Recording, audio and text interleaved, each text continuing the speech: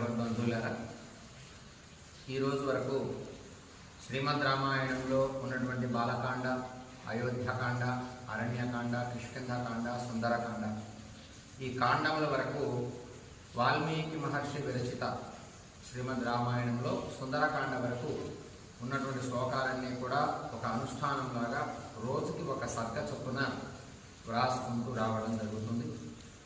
అదేవిధంగా ముఖ్యమైనటువంటి శ్లోకాలు కూడా టీటీపీ చేయించి గంభీరమైనటువంటి అర్థం కలిగినటువంటి శ్లోకాలని ఇంకా చదువుకోవడానికి అందుబాటులోకి తీసుకొచ్చేటటువంటి ఒక విధానంగా ఈ యొక్క అనుష్ఠానం జరుగుతుంది.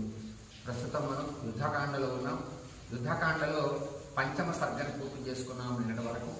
ఈరోజు షష్టమ సర్గలోకి వచ్చాం. ఈ సర్గలో లంకలో రావణుడు రాక్షసులతో ఆలోచన చేస్తూ ఉంటాడట. ఆ యొక్క విషయం గురించి ఈ సర్గ